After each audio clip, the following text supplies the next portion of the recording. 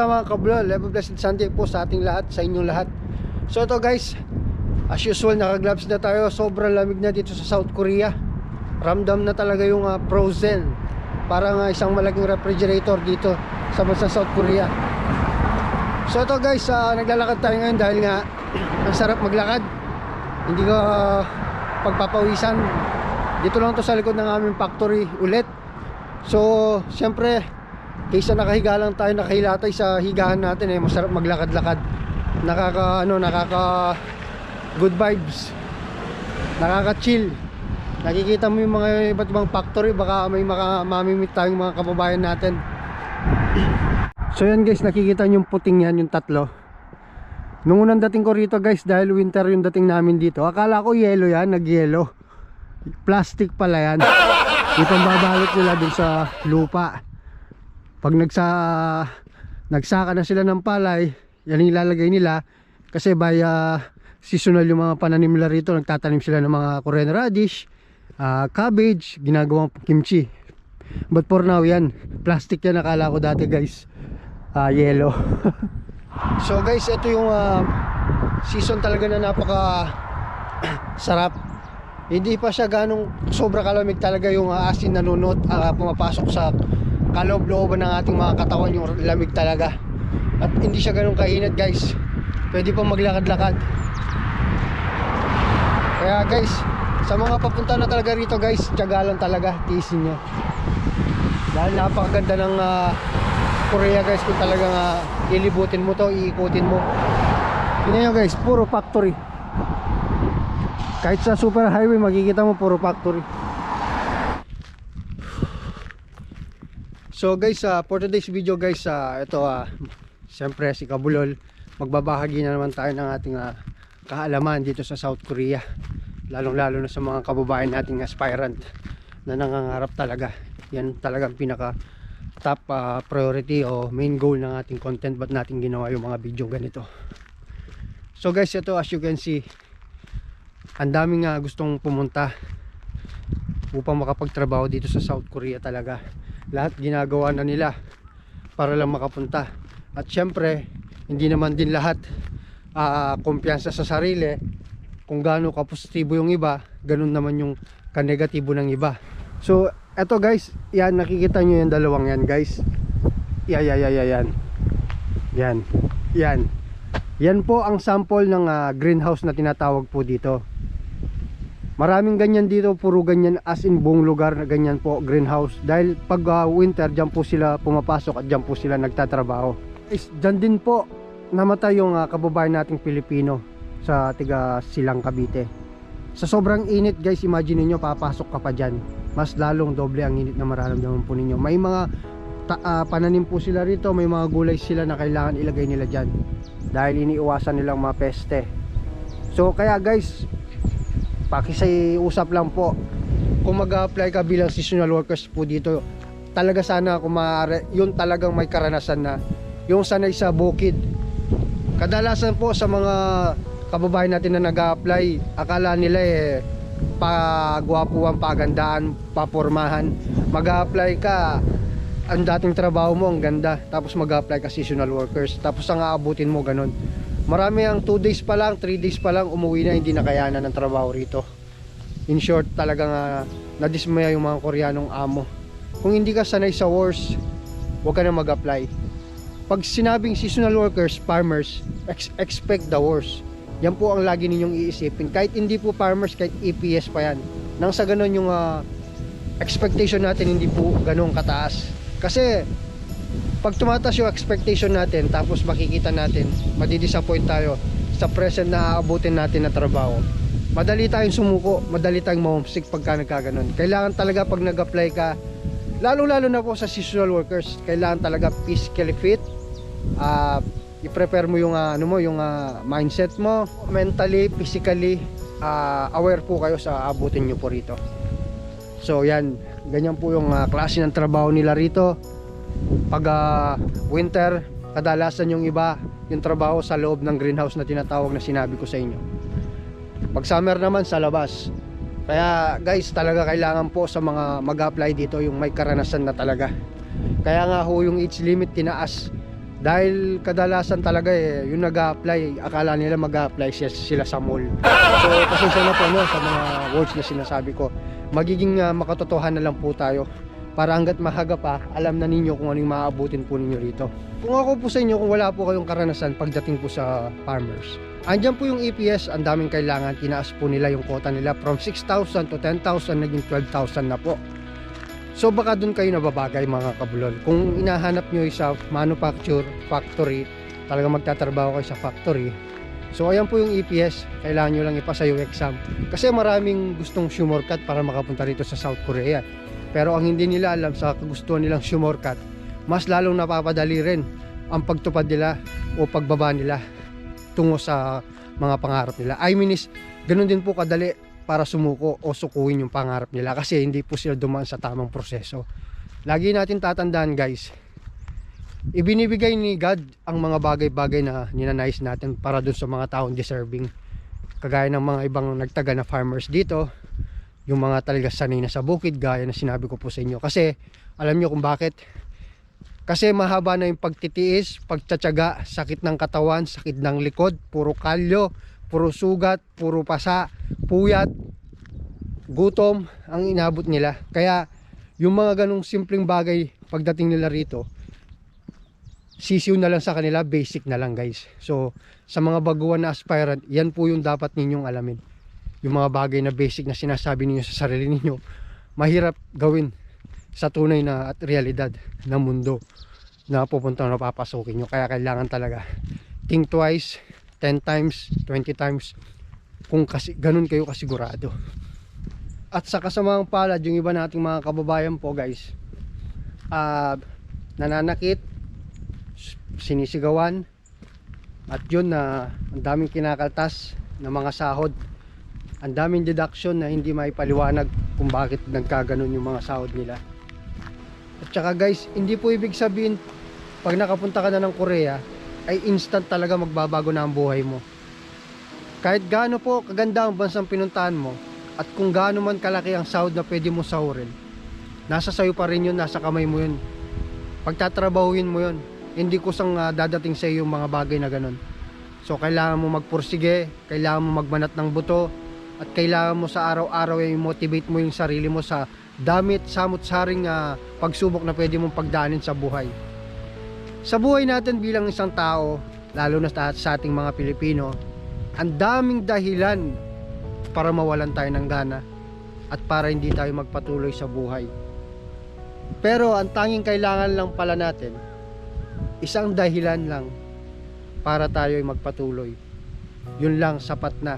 Kahit ilan dami o ilang pang beses na pagsubok o mga dahilan o mga rason na darating sa buhay natin upang wag nating ipagpatuloy o mawalan na tayo ng tuluyan sa mga bagay na minimiti natin. Isipin nyo guys, isang dahilan lang. At ano yung dahilan na yun? Dahilan yun is para sa pamilya natin. Yan ang rason kung bakit tayo nabubuhay sa mundong ito. Yun lang guys, yun lang ang kailangan natin. Isang dahilan lang upang tayo magpatuloy, mamotivate, ma-inspired, lumaban, harapin anong hamon ng buhay na pwede tayong idala ng pagkakataon. Yung isang dahilan upang mapasaya natin at maibigay natin kung ano ang pangangailangan sa pang-araw-araw upang may makain at maihapag sa mesa ang ating mahal na mga pamilya.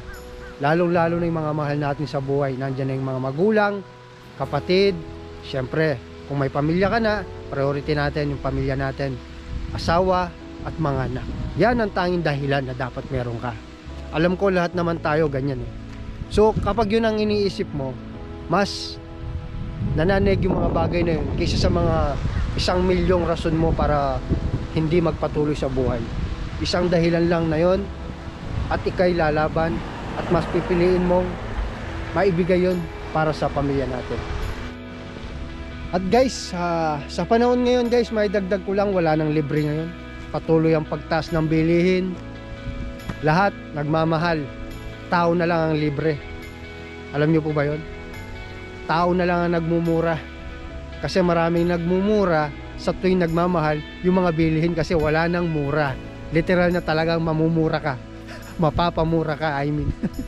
At sa mga taong inggit po, ito lang po yung masasabi ko po para sa inyo. Alam ko naman normal lang sa buhay natin yung mainggit tayo. Pero ilagay natin sa tama, ilagay natin sa tamang lugar.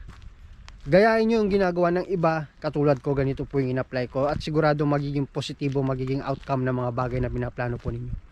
Kung naiinggit kayo sa ibang tao, tularan po natin sila.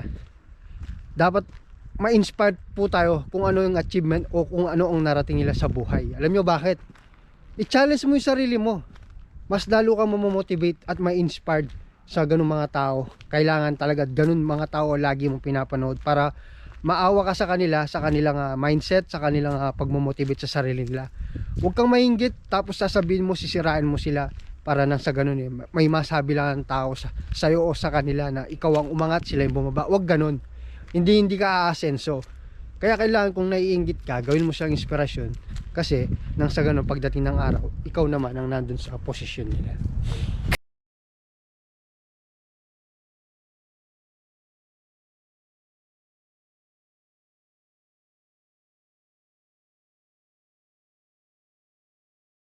Nanonood sa mga video ko. Kung gusto niyo makapunta rito at makita kung ano yung nakikita namin ngayon, magpursige kayo. Kung nakaya ng iba, lagi kong sinasabi, kaya nyo rin guys. Magkaiba lang ng sitwasyon, ng lugar, ng oras, ng timing. Yan lang ang pagkakaiba natin o ng iba para sa inyo. Sabi ko nga, make the best version of yourself. Do not ever compare yourself or do not ever try to be someone else. Most important, be an architect on your own journey. Remember, there's nothing permanent in this world. Don't be afraid to fight, to do something. Don't afraid to do and follow what your heart's saying. Don't afraid to try everything, because you don't know unless you try. Success, it comes from your own decision, not the decision of others. So success is all about on taking risks, take the whole responsibilities, and most important, by doing decision and action. That's it. Stop stressing yourself by overthinking, thinking everything. Just relax, chill, and listen, and of course observe everything, because we don't know what comes tomorrow, next year, next week. So whatever it is, just follow the flow. If it's meant to be, it will be. But remember, all of this, that's on God's decision, on God's perfect timing, because God's never commit mistake on our life. English yun, Brad. Gunggong! Barinig kita sa mukha eh! So yan guys, sana sa lahat ng mga interesado na nagtatanong kung paano mag-apply, kung paano kung saan mag-apply at paano. So alamin nyo muna guys kung ano yung pwede ninyong harapin dito, anong pwede ninyong abutan na trabaho. Hindi puro paano, kasi maraming ganyan na puro paano. Yan ang problema sa ating mga Pilipino. Pag may opportunity na maganda na nabalitaan natin, gusto natin i-grab kagad, kagatin kagad, makapagtrabaho kagad. Pero at the end of the day, pag nandoon na sila, marami rin yung sumusurrender, nag-give up. So ayan tayo huwag tayong takaw sa mata, ang tawag ng iba. Parang kumakain ka, hindi mo naman kayang ubusin kukunin mo lahat, pupunuin mo yung plato mo. Kaya kapag nakakain ka na, hindi mo naman pala kaya. So ganun yun. So kailangan mo alamin muna, mag-research, mag-observe, magtanong, bago mo pasukin yung ibang bagay na pwede mong maabutan o yung bagay na gusto mo. Hindi naman yan, kung sundalo ka, susugod ka na lang sa gera.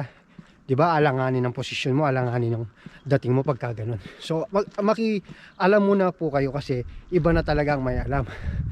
So para sa seasonal workers po dito, mas mahirap po ang trabaho nila kaysa sa EPS. Malapit na tayo guys dito sa aming factory. Nandito na tayo guys. So paano guys, magkita-kita tayo muli. Palagay ko hanggang dito na lang yung video ni Kabulol. Salamat sa pagsubaybay at pagsama ngayon sa akin sa paglalakad natin. Konting tour at konting tips, konting kaalaman regarding sa seasonal workers dito, kung ano ba yung greenhouse na tinatawag. So sana nakatulong po sa inyo.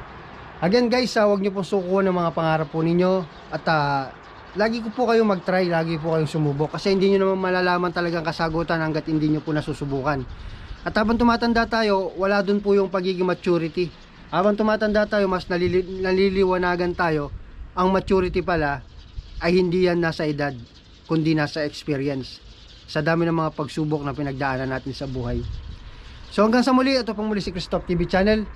Buhay abroad ko dito sa bansa South Korea. Kita-kita po tayo muli sa susunod kong gagawing video. Maraming salamat talaga from the bottom of my heart sa mga patuloy na tumatangkilik. At lumalaki na ang channel natin kahit na mabagal lang talaga. Sobrang nakaka-overwhelming kada nababasa ko yung mga comments po ninyo. Siya nga pala, kung hindi ka pa nakapag-subscribe sa channel ko, mag-subscribe ka na. Bulol na naman, mag-subscribe ka na. Pindutin mo yung notification bell, ilagay mo sa all. Bakit? Para ma-notify kita every time may bago tayong videos na gagawin. At syempre, palike mo na rin mga kabulol. So again guys, stay safe. Sharing is caring. Christoph TV Channel now signing off. See you again on my next video guys. Shoutout pala. Nakalimutan ko, hindi natin dala yung kopya natin. Promise, next video. And on we'll go through the wastelands, through the highways.